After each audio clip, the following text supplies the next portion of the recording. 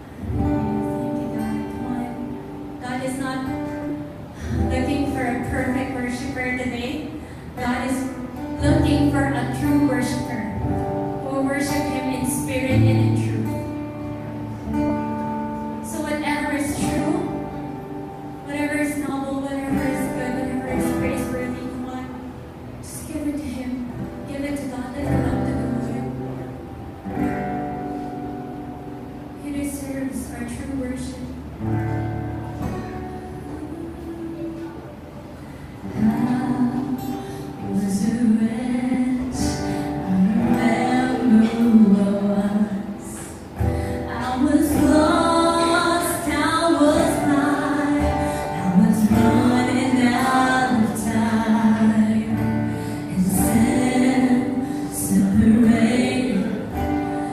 The reach was far too wide.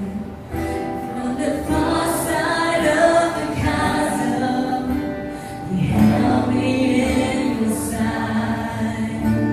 But you made a way across the great divide. Left behind heaven strong to never hear inside. There at the cross, you paid the death I owed. Broke my chains, freed my soul. For the first time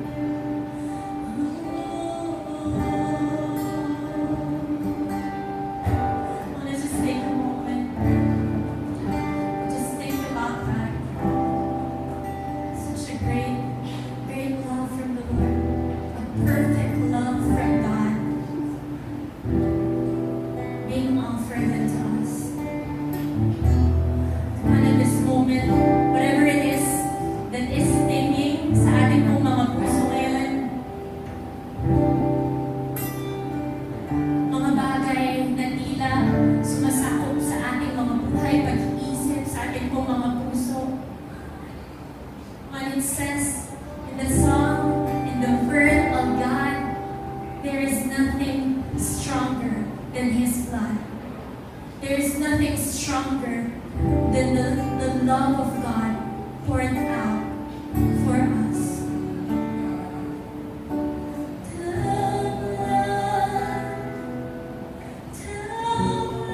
One more time, there is nothing. There is nothing stronger than the wonder working power of the blood. One more time, we sing that there is nothing.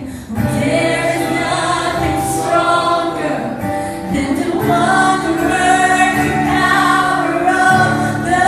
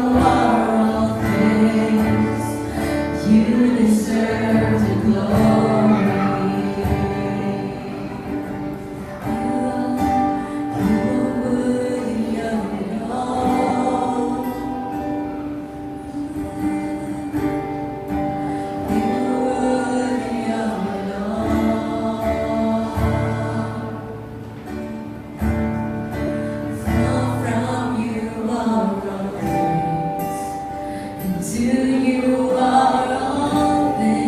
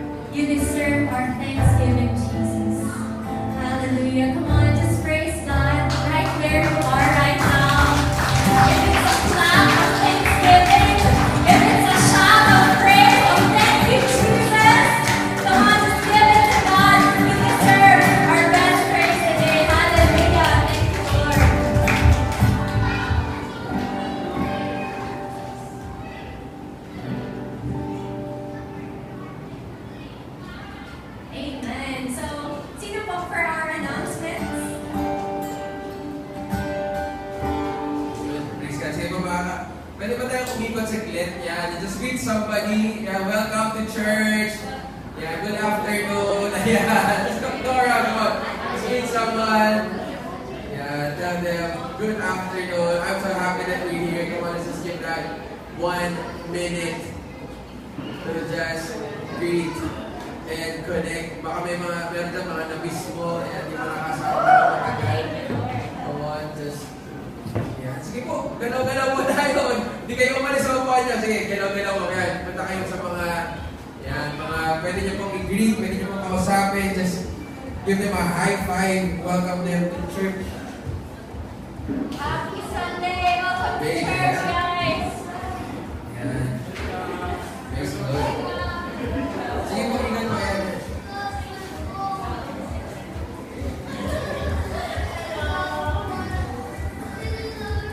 Praise God. Hallelujah. Amen.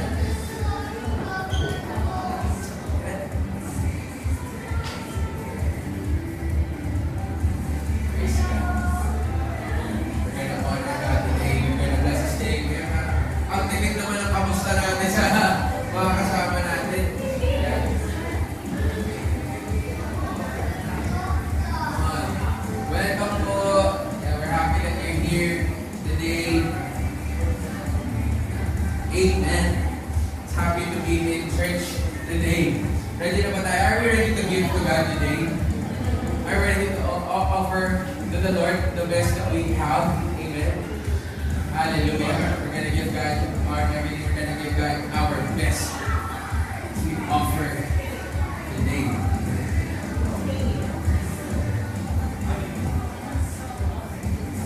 Sige po, makakapag muna kayo saglit.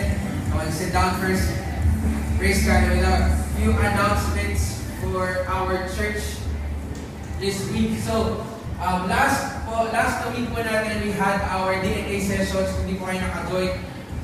We hope you can join next week, hindi po this coming week. But we're gonna have that, and we're gonna be talking about who we are as Unbound, who we are as a church, and napakaganda po na makasama po tayo doon. Because as we go through our DNA as who we are in God, who God called us to be, mas maintindihan po natin kung bakit tayo Unbound, mas maintindihan natin kung bakit tayo Christian, mas maintindihan natin kung bakit tayo nasa loob ng church. And we've been also having our CFAP leaders and guides training. Palakpakan naman natin yung mga nag-train doon. And so, there are those that we are preparing to lead and to guide people sa ating mga CFAP. Ano po yung mga CFAP po natin? These are groups in our church that meets and connects with each other. Not just once a week, but daily. Okay? So, we have connection, we have life daily, we have tayo pong mga encouragement daily with the people in the church. Kasi lahat po tayo, who are believers, followers of Christ, we all need someone in our journey. We all need someone to encourage us. We all need someone sometimes to push us. We all need someone also for times of corrections, reviews, and disciplines. That's where our leaders and pastors come in. Napakahalaga po that we are really connected inside the church. So, join CFAM. Kung wala po kayo CFAM, connect with one of us. Sa akin po, kay Pastora says, or even ka na Ate Lori, Ate Alex, Ate Nash, kay Mama, yan. So, you can join a CFAM and get connected with the church. So, ano pa po meron po tayo? We have our team huddle this week. Itong week, meron tayong team huddle this week. Yeah. So, coming this week, if you are a volunteer in the church, and if you are part of our teams, and actually, kung kita-kita nyo po naman, we need you. We actually need you to be a part of our teams. Kailangan namin ng drummer, kailangan natin ng drummer, kailangan natin ng gitarista, kailangan natin ng worship leader, kailangan pa natin ng nag-flute, kailangan natin ng whatever instrument, whatever creative, gift and skills that you have, we want you to join our teams.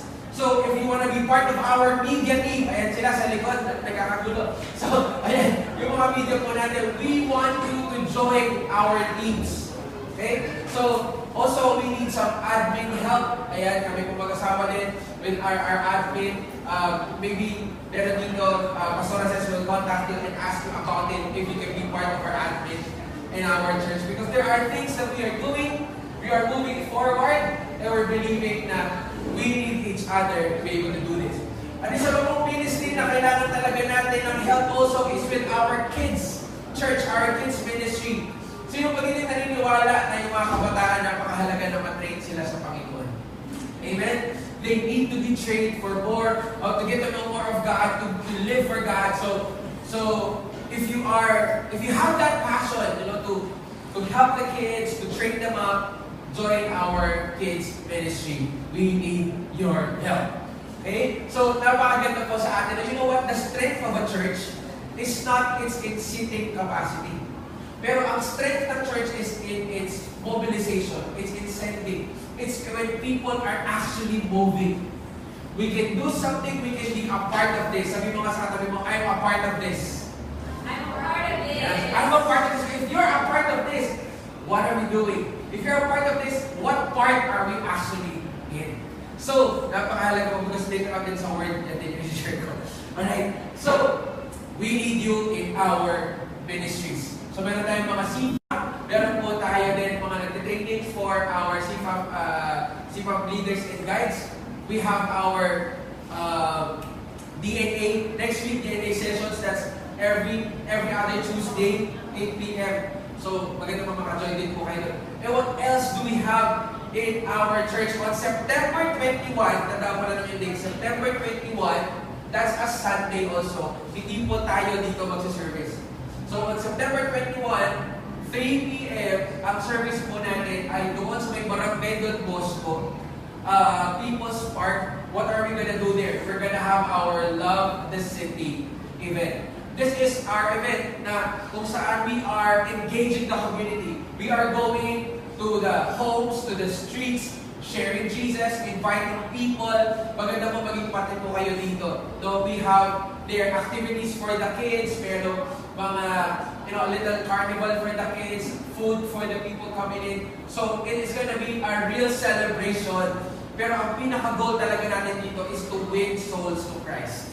Amen? So we are praying for souls to be saved. September 21, that's our Love the City Super Sunday. We want everyone to engage and get involved. Sa pagpunta natin doon, hindi lang tayo. So I pray na ngayon pa lang, it's August, grabe bilis to August na. I pray that you're praying for people, you're praying for someone that you can bring to the Lord. Amen? So, we spend this time praying, we'll spend this time, just bringing them before God, and eventually, masama natin sila sa church, or ma-share natin si Jesus mismo po sa kanila. Amen? Excited po ba tayo sa mga ganap sa church natin? Amen! Alright, so we are part of this, and because we're part of this, we give to the cause. We give to what God is doing in and through this church. So with that, let's prepare our hearts to give today. Amen. Ayan, sige po. Pwede po tayong tumayo. Tumayo ngayon. And we're gonna be having this time. It's giving time. So, mga sa kami mo, it's giving time. It's giving time. Ayan. Wow, excited yung mga taga-unbound na magbigay. Amen. But more than that, giving time is also still worship time. Amen. Amen. Because in our giving, hindi lang po tayo basta nagbibigay, pero tayo po ay sumasamba sa Panginoon sa ating pagbibigay. And what's wonderful about that? So gusto ko lang kayo tumayo, para mabuhayan pa tayo ngayong umaga. And let's just get excited, just preparing our hearts for what God is about to do today. And ito po i-share ko sa atin. It's in Samuel, 2 Samuel 24, verse 24. Ayan. Pwede po ba natin basahin sabay-sabay? Sige po, sabi dito, but the king replied to Araunah, no, I insist on paying you for it. I will not sacrifice to the Lord my God burnt offerings that cost me nothing. So David bought the threshing floor and the oxen and paid 50 shekels of silver for them. Amen. So, ano po yung sinasabi dito ni David? Sabi niya, no, I insist on paying full price. I insist on paying kung ano yung kailangan ko talagang ibayad. Kasi sabi niya doon, I will not offer to God burnt offerings that cost me nothing. story from 2 Samuel speaks something from our lives, even in the aspect of our giving to God.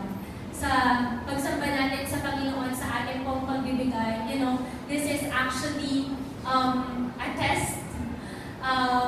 And nati-test tayo, at the same time, we also have a chance to test God, through our giving. Pero at the same time, it also tests us. Kasi nati-testing yung puso natin sa Panginoon, nati-testing yung pagtitiwala natin kay God, and yung ating pong pananampalataya sa Panginoon. Sino dito, yung every time na nagbibigay ka, nati-test ka? Amen? Nati-test ka because, I believe there's this parang something that's going on in our hearts and in our minds. Thinking kung ibibigay ko ba to kay Lord o hindi. Ibibigay ko ba to kay Lord o hindi. But in your heart, whenever that there is an opportunity to give, when God is asking us of something, or even dun sa mga panahon na hindi natin sigurado talaga kung ano yung ina-ask sa atin ni Lord, pero alam natin na we cannot give to God something that costs us nothing. Amen? Kaya ito yung sinasabi po dito ni David, ni King David, kay Arana, that he insists on paying the full price because he cannot give to God something that costs him nothing. And naniniwala ako na it's such a great picture kung paano sa atin pinakita ni Lord na kung paano rin po siya nagbigay. Amen? Paano ba nagbigay sa atin si Lord? Hindi binigay ni Lord yung isang anghel lang mula sa lupa para magligtas po sa atin. Pero ang binigay ng Diyos ay meron pong cost. Merong halaga. And yung cost na yun, hindi niya sinasabi yung amount. So it's not the amount that matters, but it's the heart that matters. It's the value of what we give that matters. So, sa ating pong pag-prepare ng offering, sa pag-prepare po natin ng ating mga puso, sa ating pong pagbibigay, I pray that what we are giving to God right now is something that really cost us something. Not that I mean na kailangan po natin magbigay lang ng certain amount, certain big amount for us to be able to say na merong halaga itong binibigay natin sa Panginoon. But naniniwala ako na nakikita ng Lord yung puso po ng bawat isa. And I just want to share this quick story.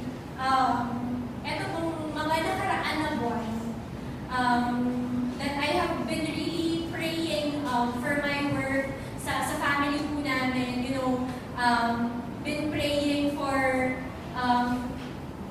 additional streams of income na magkaroon po kami sa family because of also the growing needs that we have, especially po yung sa mga anak po namin, tatlo na sila. So, every giving time, really, the Lord has been testing me. And I had been constantly asking the Lord, kapag nagbibigay po ako sa Kanya na, Lord, ito bang offering na to is nakakapag-stretch ba ng faith ko? Ito bang offering na ito is nakaka-honor ba sa'yo? Ito bang offering na ito nagpapakita ba ng pananampalataya ko sa'yo? So it's something that we can ask ourselves whenever that we offer unto God.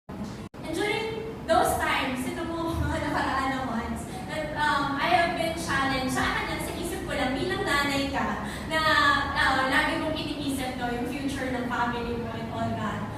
I've been really praying so hard to God for that. And then, wala akong makita pa ng opportunity, so I would just be faithful in my giving to God, and every time na bibigyan ako ng Lord ng opportunity to give. And then come just, I think, 2 weeks ago, na 2 weeks ago, na meron ng instance na sobrang nasa-stress ako sa work or dun sa ginagawa ko during that time in my day of work. And then, at that time, at that moment, bigla akong merong na-receive na email na merong nag-highlight sa akin. Kasi yung email na yun, yung subject niya, it's salary increase. Wow, amen. Pwede mo ba palakpakan natin si Lord doon sa salary increase? Pero ang pinaka nag-highlight sa akin doon is yung word na increase. Na increase. It's because, yun nga, kapag nagbibigay tayo, the tendency for us is, to compute what we are giving to God and to just, yung ibibigay natin, as much as possible, instead na mag-increase. It's either, it's just gonna stay the same, or minsan mas mababa pa. Magde-decrease pa, lalo na kapag hindi tayo sure dun sa mga bagay na kailangan natin tustusan para po sa mga buhay natin. But, our God is a God of increase. Amen? Amen po? Amen? And, this thing that David, was telling, it means so much sa akin dahil pinapakita niya na hindi talaga siya magbibigay kay Lord ng something na walang cost para sa Kanya. And I believe na sa bawat pagkakataon na inaalaw ni Lord na tayo po ay mag-worship sa Kanya, sumamba sa Kanya, whether through our giving or whatever it is na ina-ask ni Lord sa atin. God deserves, hindi lang basta yung increase pero God deserves our highest praise, our highest worship, yung something that would really say that God is something that matters to us. Our relationship with God, our faith in God, our obedience to God. And so, gusto ko lang po i-encourage yung bawat isa, through that story. Dahil, yung time na yun, hindi ko talaga inasahan na merong ganun kasi hindi siya nakaschedule. But, kay God, iba yung schedule ng Panginoon. Amen? Minsan, sa atin bilang tao, hindi siya base sa schedule natin, pero iba yung perfect na timing ni Lord. And that increase, that blessing, favor from God came just at the right time. Amen? And whatever it is ngayon, if you're being challenged sa inyong pong pagbibigay, sa inyong pag-worship kay Lord through our giving, I want to challenge you right now. I believe God is challenging us, our hearts today. If this is something, an offering that stretches us, an offering that honors God, an offering that reflects our faith and love to God. So, come on, pwede po tayong, with joyful hearts and cheerful hearts, let's just prepare our offerings before the Lord. And we're gonna pray for these offerings right now. Sige po, whether you're gonna give online or you have your envelopes there with you, pwede niyo pong itaas at manalangin po tayo ng sabay-sabay. Lord, maraming pong salamat sa mga offerings na ito, sa mga pagpapalat na ito, na sa iyo rin naman po nagmula, Panginoon. Thank you, God, Lord, that you are the God of increase in our lives. And Lord, we're speaking forth increase, God, to happen, Lord God, to just invade us at the right moment, just at the right time, God. Ipakita mo sa amin, Panginoon, Lord, kung paano mo kaya na iangat ang aming mga buhay, iangat, Lord, ang aming mga sweldo, iangat, God, ang aming pong mga pananampalataya at pag-ibig para sa iyo. Maraming pong salamat na ikaw, O Diyos, ang nagbibigay, ikaw ang kumukuha, ikaw ang nagpapala sa iyong pong mga anak. So, dalangin ko po ngayon, ano bang mga pangangailangan yung meron po ang bawat isa sa amin, God, Lord, that you would be providing, God, every need in the name of Jesus according to your riches and glory, God. In Jesus' name we pray. Amen, amen, amen. So, let's just give a cheerful hearts. Our offering buckets will be passed. So, if you have your envelopes there with you, pwede po tayo magbigay. And if you want to give online, feel free to just scan the QR. Or if it won't work po, it's better that we give through fund transfer or bank transfer through our bank account number flashed on the screen. So, maraming pong salamat, Church, for your faithful and unbound giving. Thank you, Jesus. Sige, papalapakan natin si Lord. And we can sit down. Pwede na po tayo po. Magiging mo yung katabi mo. Praise God, nandito ka. Amen. Praise God. Habang po tayo ay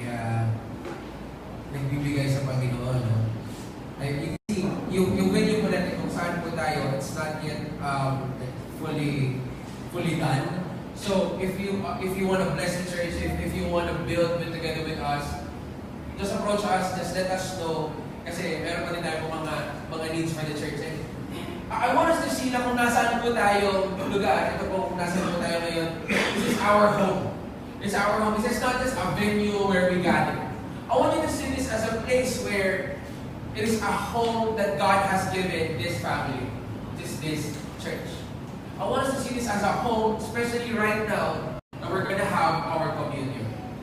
So magko-communion po tayo sa oras po na ito. We prepare the bread and the juice, and we want to make sure everybody has bread and juice right now. So magko-communion po natin, right? Our ushers ready to give the juice and the bread. So pag-prepare po natin for our communion, come on, bigay na po natin yung bread and yung juice sa communion po natin. Can you just help out? Sinash lang natin kung ano. Can you just help out? So it's so important for us to understand the context of yung communion po natin. Sa church, meron tayo once a month na communion, pero hindi sinabi sa Bible na once a month lang tayo mag-communion. Hindi po sinabi. So, what we encourage everyone is we understand what communion is about, and on your own personal life, together with your family, have communion. Even sa sarili mo, have communion. Just have that moment with God. We're going to do this together po. Just wait for further instructions. Yan. Baka may mamahawag na.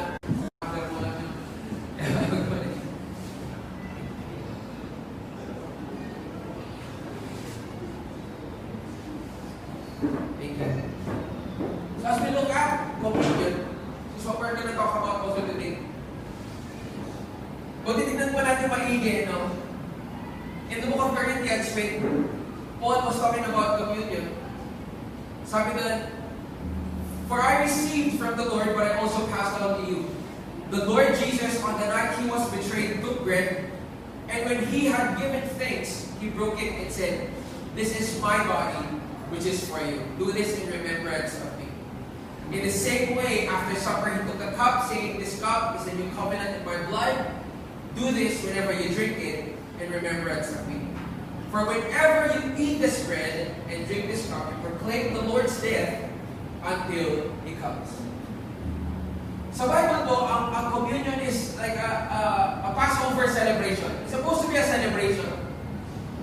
Pero kung titignan mo yung moment na sinasabi ko dito, the Lord Jesus on the night He was betrayed. It was on the night He was betrayed. So imagine yung atmosphere nung time ng communion na yun. They were on the table, di ba meron yung iba, baka meron kayo sa bahay malaking painting na Last Supper, di ba? They have that was the moment. So hindi lang yan basta sila kumain together. Something was happening in their midst. Something was about to happen few hours from that meal. What is the weight of this moment? What is the weight of this thing that was going to happen? They were going to have communion, kakain sila together, but that was their last meal with Jesus before He goes to the cross. Jesus kept telling them, Jesus kept saying to them na He must suffer, He must go to the cross, pero hindi nila magets. Hindi magets ng disciples. Pero sinasabi na lang ni Jesus sa kanila na kapag nangyari na, magigets nyo rin. Kapag nangyari na, magigets nyo na rin. So at that moment, they don't have yet the revelation, but something was already in motion. To you being in church right now, you may not see the full revelation of why you are here, but something is already in motion. As we are here gathered to have not just communion, pero po, di ba, we worship, we listen to the word, we give our tithes and offerings, we do our giving. Sa lahat po ng ito, may ginagawa ang Diyos. Merong nangyayari sa oras ng communion. Sa oras ng gathering ng believers. We're going to talk about that even. But I just want you to see that. Imagine imagine that moment. Magla-last supper sila. Pero syempre, yung mga disciples na nandun, hindi sila sinabihan na, oh, tara, mag-last supper tayo. Hindi naman nila alam na last na yun eh. Ang alam lang nila, magsa-supper sila. Magdi-dinner, kakain. They're gonna celebrate the Passover. Nagas mo natin yun. They don't know what was about to happen. But something was already in motion. The heart ni Judas to betray Jesus. What was happening, yung mga preparations. Kasi Jesus was about to be betrayed. Maybe at that moment, there was confidence, there was strength in them. Oh, we're gathering together, magkakasama kami. Pero hindi nila alam, last na yun. Last na pala yun nakasama nila si Jesus before the cross. Sabi po doon, again, the Lord Jesus, on the night He was betrayed, He took bread, then He gave thanks. Thank you, Lord. He broke it and said, this is my body, which is for you. Do this in remembrance of me. So, oras po na ito, why don't we take the bread together? Let's partake the bread.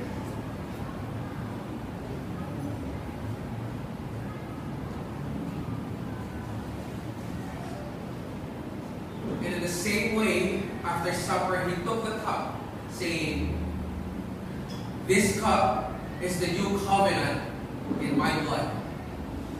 Do this whenever you drink it in remembrance of me. For whenever you eat this bread and drink this cup, you proclaim the Lord's death until He comes. Partake mo natin yung cup.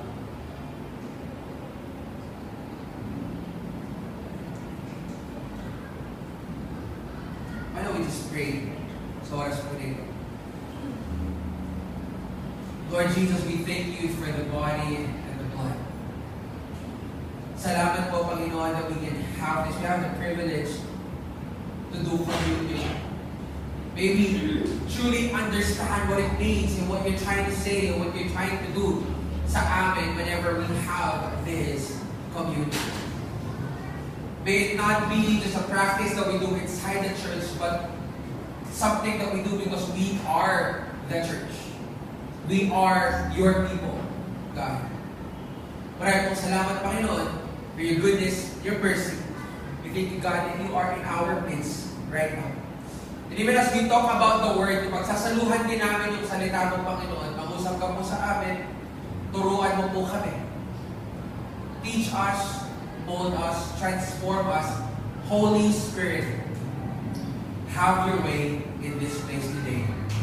In Jesus' name we pray. Amen. Amen. Thank you, Jesus. Praise God.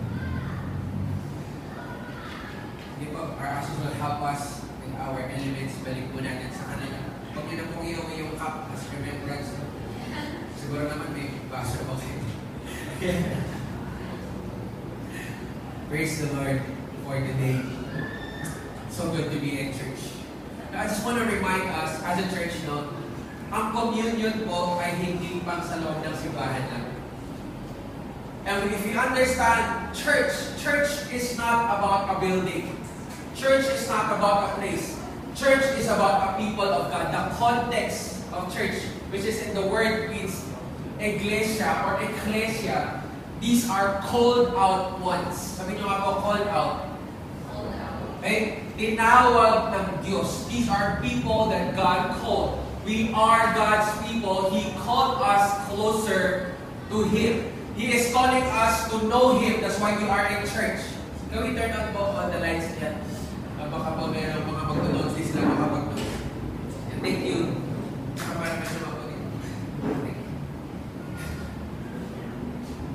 We are God's people and He called us to Him. Pinatawag po tayo ng Panginoon and we are called the church. Sabi nyo nga po, the church. Ang lakas, no? Sabi nga po natin, the church. The church. We the church. We are God's people. So as we are having our communion, that's what we are declaring. We are the people of God. As ang sinasabi po natin is, we are proclaiming the Lord's death until He comes. During the time na nagko-communion po sila, yung mga disciples, nagtatalo pa sila, sinasabi nila, Lord, hindi naman ako yung mag-betray sila, di ba? Or hindi ako yung mag-betray sila, di ba? So, hindi pa nila alam at that moment, they don't know in that room who was gonna be the traitor or the betrayer of Jesus. There was confusion in that moment, but when you see this, after na nangyari, the time revealed, ano ba yung totoo? It was Judas who betrayed Jesus. Si Peter at the same time denied Jesus 3 times. The disciples were scattered. They were not there for Jesus when Jesus was suffering. Nag-gets mo ba natin yun? So at some point, at a certain capacity, lahat sila pero betrayal. So it wasn't just one. It was all of them who made mistakes. It was all of them who maybe got afraid. Pero ang point of difference is si Judas, he was sad about what he did, but he did not come back to God. But the rest of them, they regrouped, they went back, they came back together with their team. They lived a life for God. And now, because they have seen the death of Christ and the resurrection of Christ, and then in the book of Acts, they have seen the power of the Holy Spirit. Nakita po nila yung kapangyarihan ng banal na Espiritu sa buhay po nila. That only happened because the cross happened. Kinailangan mangyari yung mabigat na pagdadaanan po ni Jesus para maranasan din natin yung kapangyarihan ng banal na Spirit. We are being called by God. God wants us to be in communion with Him. Sabihin nga po natin communion. Communion. In common union. In connection. In strong relationship with God. May relasyon sa Diyos. Totoong relasyon sa Diyos. Why? I wanna tell you this. On that table, si Jesus nandun, kasama yung mga disciples niya, He wants them to be with Him. Just like He wants you to be with Him. God wants you to be with Him. First point I want to share ngayong hapon is that God wants you, not what you can do for Him. He wants you, not what you can do for Him. Ang gusto niya ikaw, hindi yung gagawin natin. Kasi for sure, there are people na of course we are unique, pero it is also possible na yung kaya mong gawin, pero hindi ibang pwedeng makagawa. Pero binibigyan tayo ng Diyos habang nandito tayo, magawa mo yung bagay na nais niya, pero hindi dahil para naisin ka niya o para tanggapin ka niya, pero ginagawa mo yung nais niya dahil naiintindihan mo na nais ka niya. Nagkis ba yun? Parang gulo, di ba? But what I'm saying is God wants you more than what you can do. Or God wants you. It's not what you can do that attracts Him to you. Because there's nothing that we can do that can add to His Lordship. Kahit anong gawin po natin, wala tayong galing, kakayahan, kapasidad, kapangyarihan na pwedeng mag-ambag sa kanyang pagiging Diyos. His Lordship, His Godship, who He is unchangeable. Wala tayong pwedeng maidagdag po doon. Magpakabait ka, wala namang maladagdag sa Diyos. Magpakaayos tayo, tumalikod tayo sa mga kasalanan natin, hindi naman mas pupogi ang Diyos. Kung wala tayong maiaambag sa Kanya. Pero yung paglapit natin sa Kanya, because we understand that He wants us, that adds so much to us. that gives so much to us, that changes us so much, that builds us up so much. So, He wants you, not what you do. He wants you. So, yung sa akin, He wants you. He wants you. He doesn't even need us. Hindi na tayo kailangan. Uy, ganito na kailangan kita. Uy, di ba? Hindi. He wants us, but He really doesn't need us. In Hebrews chapter 10, the law is only a shadow of the good things that are coming, not the realities themselves. For this reason, it can never, by the same sacrifices, repeated endlessly, year after year, make perfect those who draw near to worship. Otherwise, would they not have stopped being offered? For the worshippers would have been cleansed once and for all, and would no longer have felt guilty of their sins. But those sacrifices are an annual reminder of sins. It is impossible for the blood of bulls and goats to take away sins. Therefore, when Christ came into the world, He said, "Sacrifice and offering you did not desire, but a body you prepared for me. With burnt offerings and sin offerings you were not pleased. Then I said, Here I am. It is written about me in the scroll, I have come down to do your will, my God." Sabi natin kanina, pagtingin natin dun sa Last Supper, ano yung nangyayari? Jesus was giving Himself as the final and ultimate sacrifice. So, God is telling us, I am not after your sacrifice. I am after you being like Jesus, doing His will. Because this is the example that Jesus showed us, at pinakita ni Jesus. So verse 8, first He said, sacrifices and offerings, burnt offerings and sin offerings, you did not desire, nor were you pleased with them, though they were offered in accordance with the law. Kasi nung una, yung mga tao, they were giving sacrifices, they were giving offerings, kasi nasa law talaga nila yun. Nasa batas nila talaga yun. Dapat talaga silang magbigay. Nagas po ba natin yun?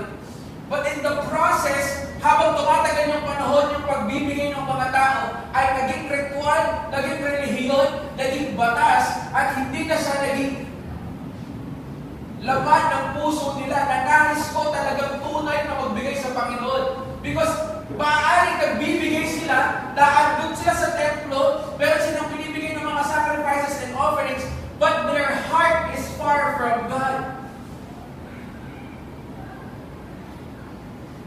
Kasi sabi dito na, hindi po sacrifices and offerings, hindi burnt offerings, sin offerings, ang nais ng Diyos.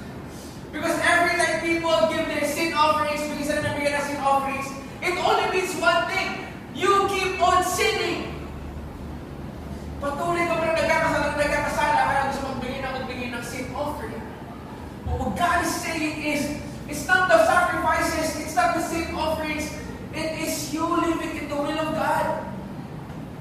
Then He said, sabi ni Jesus sa verse 9, Here I am, I have come to do your will. He sets aside the first to establish the second. And by that will, we have been made holy through the sacrifice of the body of Jesus Christ, once and for all. Sabihin nga po natin, once and for all. Once and for all. Once and for all. One sacrifice, one ultimate sacrifice, Jesus. Sabi sa verse 11, day after day, every priest stands out to perform religious duties again and again. He offers the same sacrifices, which can never take away sins. What Jesus did is, He dealt with sin. He took away sin.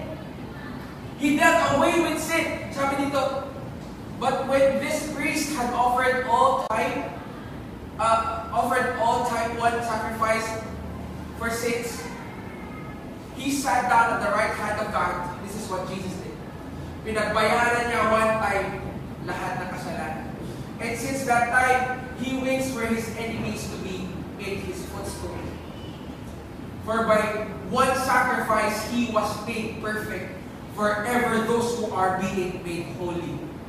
May chance ka na maging perfect in Christ. We are those who are being made holy. The Holy Spirit also testifies to us about this. First, He says, "This is the covenant I will make with them. After that time, says the Lord, I will put my laws in their hearts, and I will write them on their minds. Their sins and lawless acts I will remember no more. And where there have been forgiven, these have been forgiven, sacrifice for sin is no longer necessary." Sacrifice for sin is no longer necessary. Ang buhay po ng isang Kristiyano, if we are the church and the people of God, kung tayo ba'y tunay na Kristiyano, ang buhay po natin ay hindi isang buhay na bumabawi lang tayo sa ating mga kamalian. Kaya nga ako nagbibigay sa church eh. Kaya nga ako nagsiserve sa church eh. Kasi alam mo naman na marami kong mga bagay na nagawa noon na mali, kaya ito na yung pagkakataon kong bumawi. No, that's earthly, that's worldly mindset. Ano yung godly mindset? Kaya ako nagsiserve, kaya ako nandito, kaya ako nagbibigay. Because there is a God who gave His life for me once and for all. He paid the price I could not pay. Pinagbayaran na yung kasalanan ko at dahil sa Kanya ako'y malaya na. Pwede ako maglingkod, pwede ako magbigay, pwede ako mabuhay ng tunay na may kaligayahan dahil sa Kanya. Ano po ba? Parang may hamover pa ako sa pata na ito. Kagabi. Mataas pa ata yung dugo ko. But I want you to be excited about this. Because this is a shifting of our mindset. Na hindi ka nagsiserve kasi gusto mo lang bumawi kasi napakarami ng magandang bagay na nagawa sa iyo. You are serving because you know Him. You are serving because you have given your life to Him. Because He had given His life to you. We never forget His sacrifice. Wala po kahit sino sa mundo ang pwedeng paglinis, paghugas, pagbura ng mga kasalanan natin. Ganito to sa mundo tayo po. No? Gusto natin yung kasalanan natin mabura, malinis. Pagdating sa mga sarili natin, gusto natin of course mapatawad. Sino may gusto mapatawad po dito? Taas po ito. Lahat po tayo, di ba? Gusto nang mapatawaran din. Sometimes, when it's other people, ang hirap magpatawad. Pero pag sa sarili natin, gusto natin tayo mapatawad, mahugasan, mabura yung mga kasalanan natin. Bakit ko sinasabing mabura yung mga kasalanan natin? Because whether we like it or not, that's how God works. That's how God deals with His people. Pag sinabi niya that you are forgiven, you are clean. Hindi niya sinasabi na you are only 40% clean or 99.9% clean. You are clean. In faith, sa pananampalataya, sa ginawa ng Diyos sa cross, maaari natin pakawakan yung katotohanan na pinatawad niya na tayo. You are forgiven of His sins. Hindi ka tinawag ng Diyos para bumawi. Tinawag ka ng Diyos para magwagi. Tunay na mabuhay na matagumpay sa Panginoon. Pero hanggat alipin tayo ng kasalanan, whether kasalanan mo or kasalanan ng iba, hindi tayo magiging matagumpay sa Panginoon.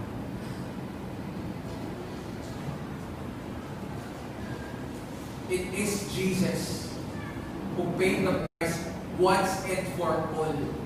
He paid it for all of us. Kung ang Diyos nililinis po tayo, hinuhugasan po tayo, balik tayo din sa Last Supper. Walang kasalanan, hindi kayang linisin ng Diyos. Because of what He did on the cross. Kaya ng bayaran yung kabigatan natin mga kasalanan. You know what He invites us to? Sabi natin kanina, God wants to.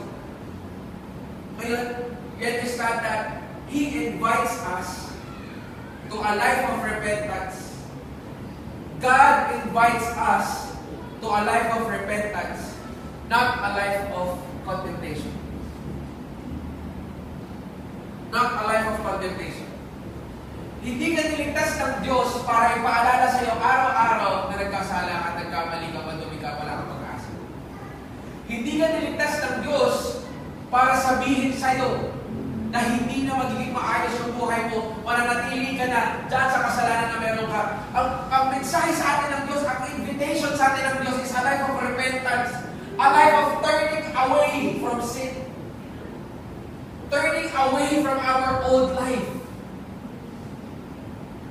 That's how He turned the tables in the Last Supper, and then on the cross, and then on the resurrection.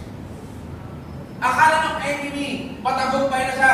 Akala ng mga Pariseo, matagumpay na sila kasi napapako nila si Jesus. Pero hindi nila alam that after this Jesus, after He dies, He will be buried, and on the third day, He will rise up from the grave. Amen. Hindi nila alam yun. Wala silang idea yun. Hindi nila alam na ganun yung magaganap, ganun yung mangyayari, pero tayo reading from this point. Alam na natin na ganun yung mangyayari sa story, pero sila, wala silang idea. Hindi alam ng mga disciples, hindi alam ng mga Pariseo, hindi alam ng mga leaders, Roman leaders, hindi nila alam na yung pinako nila after 3 days would rise up from the grave. Hindi nila alam yung full context na yung pinako nila sa cross, hindi nila alam na magpinako nila sa doon, magiging siya yung kabayaran sa kasalanan ng sanlibutan. So akala nila panalo sila, pero doon sila tinalo ni Jesus. Yun yung tunay na bida. Yun yung tunay na matagumpay. Yun yung tunay na magliligtas talaga sa atin. Akala nila talo. Pero doon pala tayo lahat magtatagumpay. Dahil sa ginawa nila kay Jesus. Such a powerful moment. Yes, malungkot yung, maaaring malungkot yung Last Supper nila. That point. Hindi naman si Jesus nagpanggap na masaya. In fact, after nung Last Supper, nakita nila si Jesus how He was praying so hard in Gethsemane, in the garden, before He was betrayed.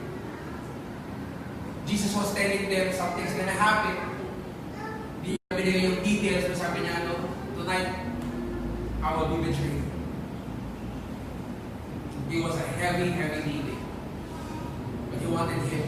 He wanted them all to be there. And because of that, He is inviting us to a life of repentance. In Isaiah chapter 1 verse 18, sabi pa dito, "Come now, let us reason together," says the Lord. "Though your sins are like scarlet, they shall be as white as snow. Though they are red like crimson, they shall become like wool. If you are willing and obedient, you shall eat the good of the land.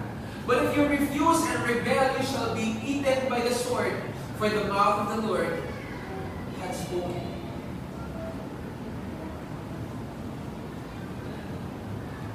God is calling us, sabi dito, to reason together. Ano ibig sabihin? Tinatawag ka ni Lord to talk to Him. You wanna know who you really are? Gusto mong malaman kung papatawad ka na nga ba talaga ng Diyos sa mga kasalanan mo? Talk to Him. Don't get your ideas, your truths from other people. Go to God. Go back to God. Reason together. Yung mga tao who had that moment, have you ever done this? Ay, niwala ko yung mga tao at may totoong conversion sa buhay nila into Christianity, yung talagang tunay na pagsunod sa Panginoon, they will have this kind of conversation ni God na, God, talaga ba pinatawad mo lang? God, paano mo nagawa yun? Paano ko kung namahal? Hindi ako worthy. Sabi na, let us reason together. Sige, bigay mo yung mga reasons mo. Pero sasabihin ko sa iyo, yung mga dahilan mo, yung mga sasabihin mo sa akin, na dahilan para hindi kita mahalin, hindi sapat. Because I love you. Because I've given my life for you. Because I want you to win. I want you to experience real life. So when you try to reason with God, sabi lang ni Lord, sige, sabihin mo sa akin. Maybe we can list down the reasons about why God would not love us. Sabihin mo kay Lord, ito ang mga dahilan ko. Di ako worthy, Lord, di ako worthy. When we see that, we will realize that, and hindi talaga ako deserving para dito, Lord. That's where you will see the beauty of His grace.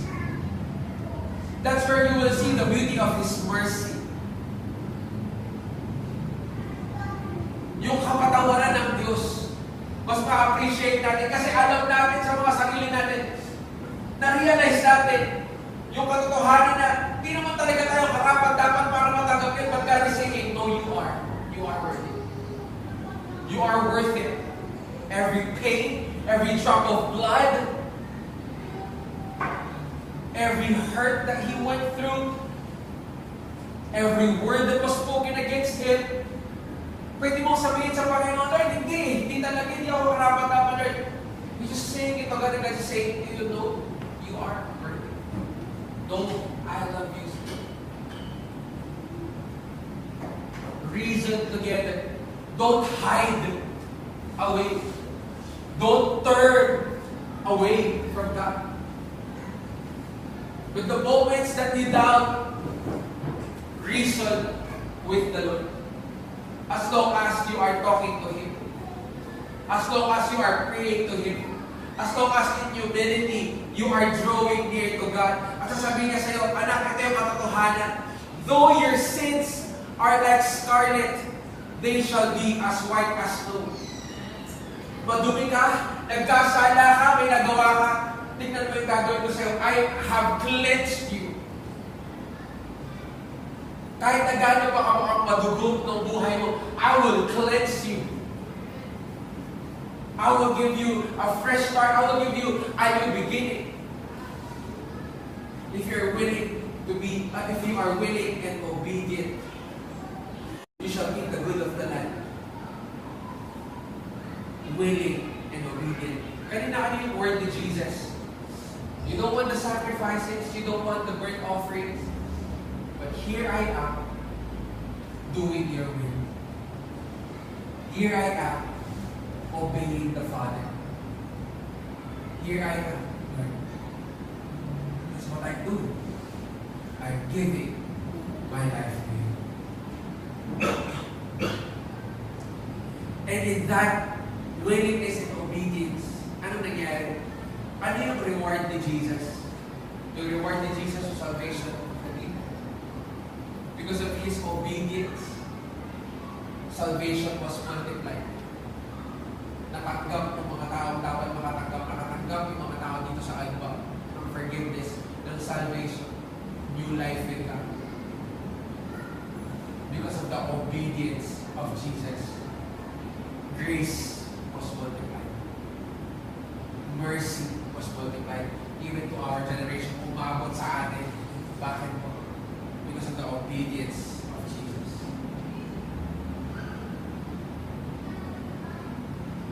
His obedience was so much greater than the disobedience of Adam and Eve. Nagkasala si Eva, nagkasala si Adam. But here is the obedience of Jesus. Overtaking all of them. If you are willing and obedient, you shall eat the good of the land. Hindi ko po alam sa inyo, but I pray na sawa ka na sa eating ng the good of the land. Nung sawa ka na dun sa eating the tira-tira of the land. Yung sawa ka na sa buhay na, it is your own idea of what prosperity looks like, but God is telling you, I made you to eat the good of the land. I want you to experience the good of the land. Pero ba't di mo na-experience? The willingness and the obedience. How willing are you? How obedient are you? And when we're talking about willingness, it's hindi ka napilitan, willing nga eh. When you're willing, you're gonna make yourself available. Lord, I am willing. Di ba sabihin, willing ako. Ay, pwede ka pupunta dito, okay, willing ako. Willing ka, pero hindi ka dumating. Hindi ka willing. You are just pleasing someone on the other line. You're just pleasing a person, but you're not truly willing because the willing will be available. The willing will be available. Are you getting what we're talking about here? And these are things that God wants to give to His people. But sometimes we don't see this revelation and we think that I don't want us to see Unbound Church as just another church. Just another church dito sa Better Living. Just another church dito sa Plaza Tayo. Just another church in the world. But makita natin to as when people are coming here, when we are inviting people here, we are actually letting them know there's hope for their lives. There's hope for your life.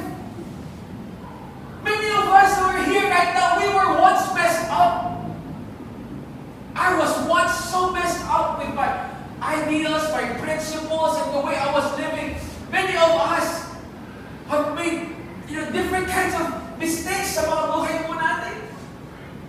And the only reason why we are here is because God changed your life. God showed you that there's hope for you. And yun sinabi that there's hope. In fact, He gave Himself. And we have to understand this. And this is not something so boring to be like this. It's so boring to have another Sunday like this. That's why I'm telling you, mga kapatid, this is what should excite us. This is what should awaken us. You know when people lose their passion for God, it's when they lose the pursuit of His heart. People lose their passion for God when they no longer pursue His heart. Kapag ang nagmamatter sa kanila is their own heart, their own goodness, their own feelings, and the nice things that they want to have.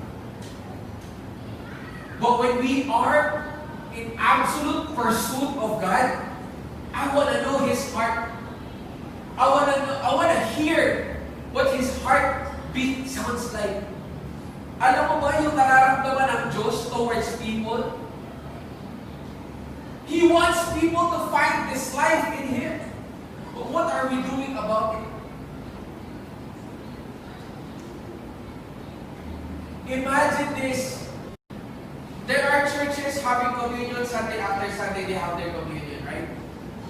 And you'll see people, sometimes, they are so casual with their communion with God. Sobrang casual ng communion.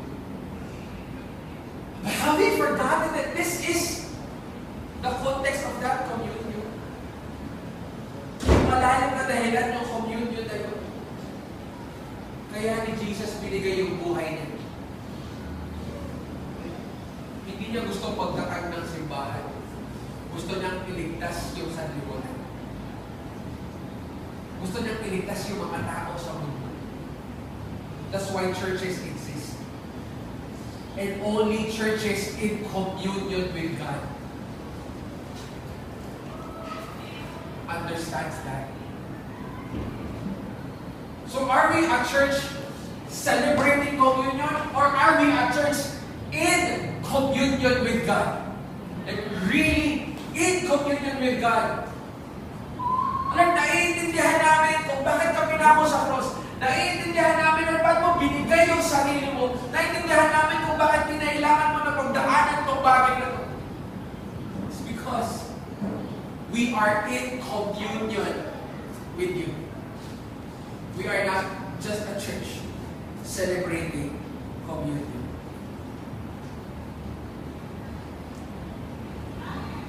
I hope the Lord speaks to us today.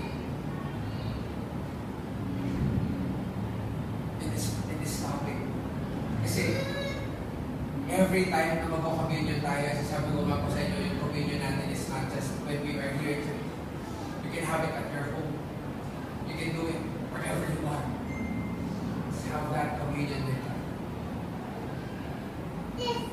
you are blessed. We are blessed to be in communion with God. Because people who are not in communion with God is in communion with something else. If we are people not in communion with God, we are in communion with something else or someone else. That means you are in agreement with something else. You are in connection with something else. It means you are united to something else. That's why we always remind ourselves, we have to be in communion with God. As a church, hindi po tayo simbahan na itong church na ito, nagko-communion sila. Communion sila tuwing saman, ganyan. We want to be a church that is in communion with God. We want to be a people of God that kahit nasa labas tayo ng simbahan, we are in communion with God. To be in communion with God is to know why He did that communion in the first place. Why did He have yung Last Supper in the first place? What was it about? What was the reason why? Kasi kung hindi siya mapapako, hindi tayo maliligtas. Kung hindi niya ibibigay yung katawan niya, sabi dun sa verse kanina, it's not the sacrifices you want, but you have given me a body, sabi ni Jesus. You have given me a body. Sacrifice and offering you did not desire, but a body you prepared for me. Jesus, His physical body. Pero ngayon, the church is what? The body of Christ. The church is the body of Christ. It means that if we're a body of Christ, we are a body willing to be sacrificed on a cross. We're a body willing to be poured out for the community, for where we are placed by God. Handa ka ba to give yourself? Handa ba tayo mo bilang isang simbahan to be that kind of church that God gives, that God pours out like an offering, to be a church that God is pleased with? Why? Because we are a body of Christ.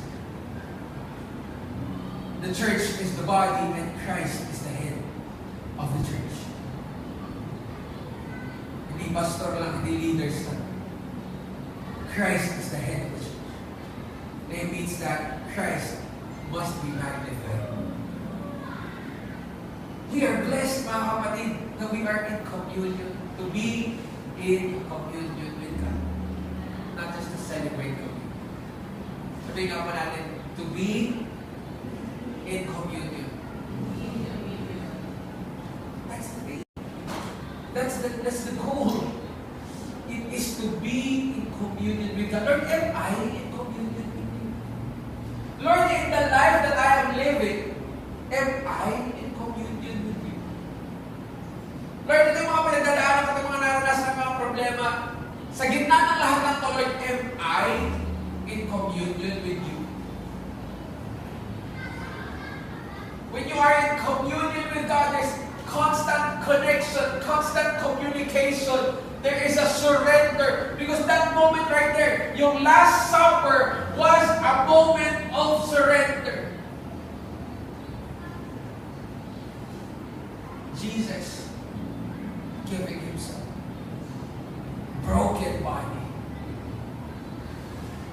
Broken body. Here's my body, broken for you. For you. For you. He gave it to His disciples. Whenever sabi sa atin, in the book of Corinthians, so whenever you do it, you proclaim the Lord's death until He comes. Jesus is coming back. And when He comes back, ano yung matatagpuan niya? Saan? Ano yung makikita niya po sa simbahan ko na? Ano makikita niya sa mga buhay ko na? What kind of church is He coming back for? Are we ready for Him to come back?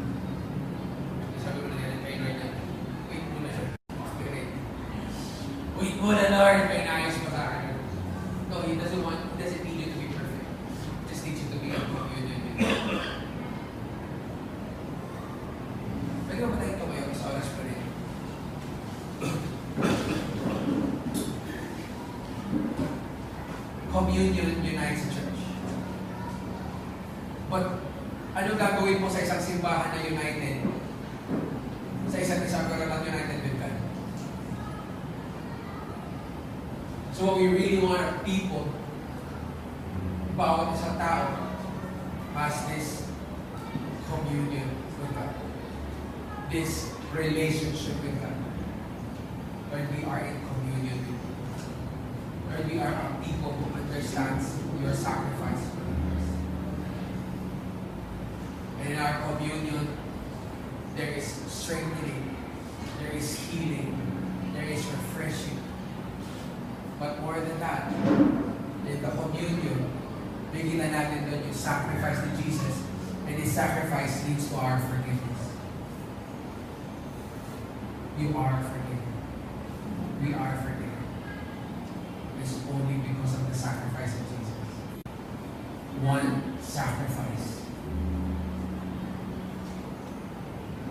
cleanse all our unrighteousness. One sacrifice. Thank you, Jesus. Lord, you have called us to be your body. You have washed this body with your blood. You've paid the price for our sins. Dalangin po namin, Panginoon, tunay nga maintindihan po namin ang pagkakatawag mo sa amin bilang pagsimbahan at bilang mga Kristiyano.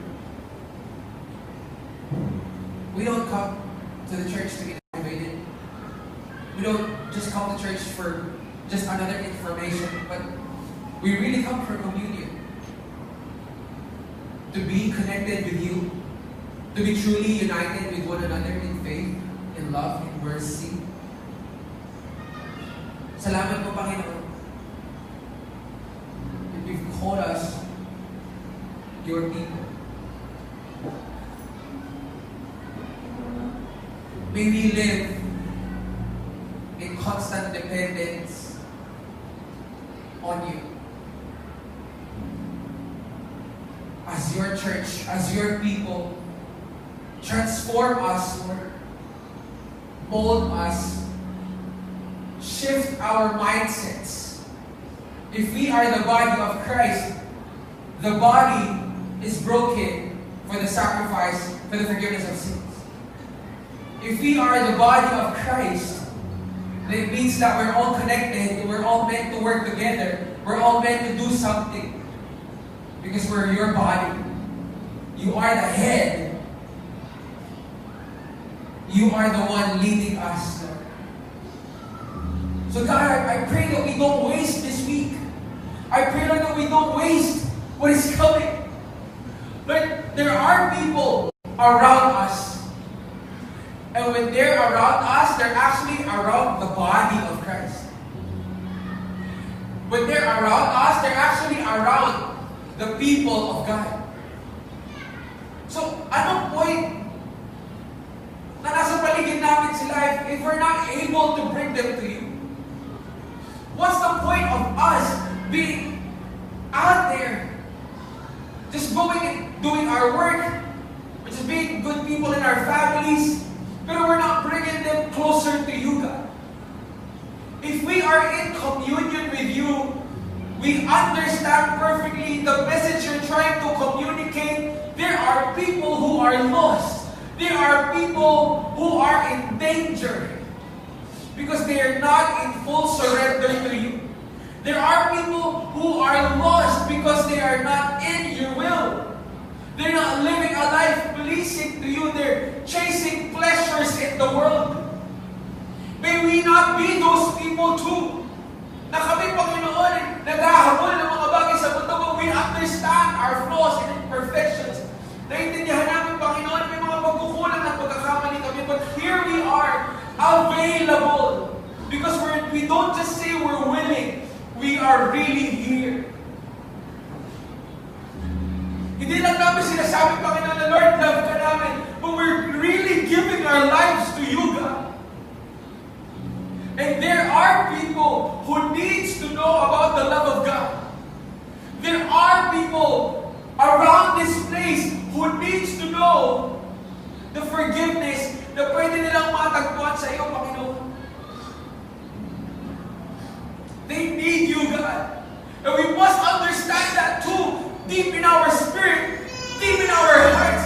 People need you. They must be in communion with you. Those people throwing whatever at Jesus,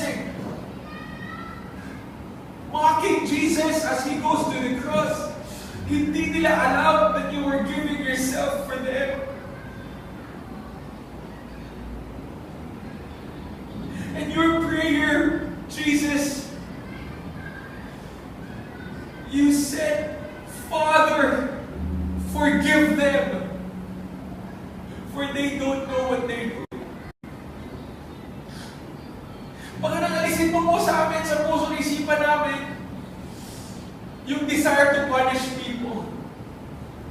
Because I pray, because I know, Lord, that sometimes there are thoughts in our minds na, Lord, deserve niya yung punishment. Lord, deserve niya mag-suffer. Lord, deserve niya yung judgment. Lord, sobrang deserve niya yung consequences ng mga bagay na ginawa niya. This is just such a bad person. This is such a bad woman, a bad man. And meron kami mga ideas of just bringing judgment towards people. And passing our own level of judgment against them. God, may we not be that people. Let us be the people who will pray. Because ito sabi sa salita mo, pray for those who hurt you. Pray for those who hurt you. And isang Kristiyano will never do that. Pray for those who hurt them if we don't understand what you prayed when you were getting hurt by us. When you were getting hurt by humanity. But when you were getting hurt by the people that you love. When you were getting hurt by the people that you showed miracles to. When you were getting hurt by the people that you showed your power to. And instead of them trusting you, loving you, they crucified you on the cross. Pero ang sinabi mo, Panginoon, is that, Father, forgive them, for they don't know what they're doing. That's how you responded. Asking for forgiveness for them. Imagining that table in the Last Supper. Hinugasan mo rin yung paa ni Judas. He was sitting at the table with you. He gets to see the miracles. He gets to see all the good stuff. But he still chose to betray you. And your prayer still, Father, forgive them, for they don't know what they're doing. Lord, kung kami man yun, patawarin mo po kami if we don't know what we are doing. If we are meant to do things but we're not doing it. Or kung merong mga bagay na alam na namin mali but we are still doing it. Forgive us, God. And we thank you. Kasi sabi mo sa salita mo, Panginoon, though our sins may be red as scarlet, you will turn them white as snow. Ganun katindi yung forgiveness mo. Ganun katindi yung washing na ginagawa mo sa akin, Lord. You're cleansing us. Our whole life are holy. Let's raise up our hands to the Lord. Right? Let us say to the Lord, Lord Jesus, forgive us of our sins. Lord, sa bawat kasalanan, sa bawat pagkakamali, patawarin mo po kami. Hindi namin alam ang aming ginagawa. O may mga bagay man na alam namin dapat namin gawin,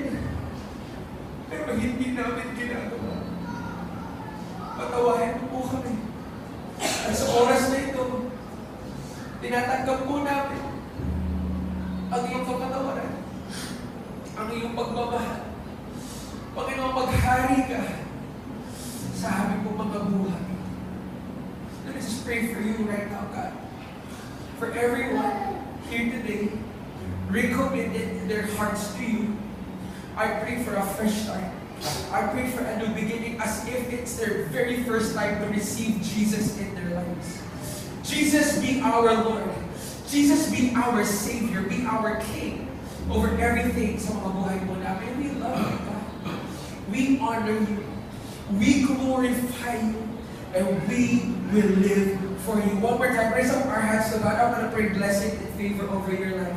God, I pray for your blessing, your favor, your anointing sa mga ibang bawat isa. Let your protection be upon us. Walang anong mga karamdaman, sakit, Lord, critical illnesses, or whatever it is that is not of God that will take over our lives.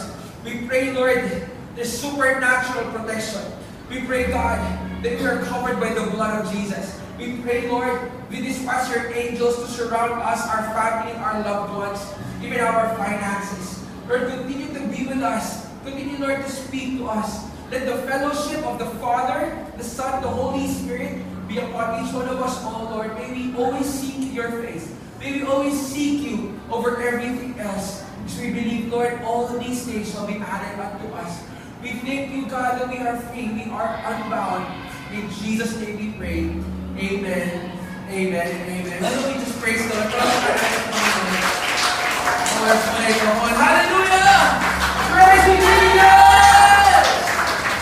Praise you, Lord. Ano ba sabi ko sa akin mo, you are forgiven. Hey, why don't we take this journey together as if we're like you, like believers, okay? So, here's what we're gonna do. Sino mo yung wala pa doon sa group chat natin nasa church? Nandun naman siguro tayo kung lahat, no? Kung wala pa, no, i-add po namin kayo doon sa group chat ng church.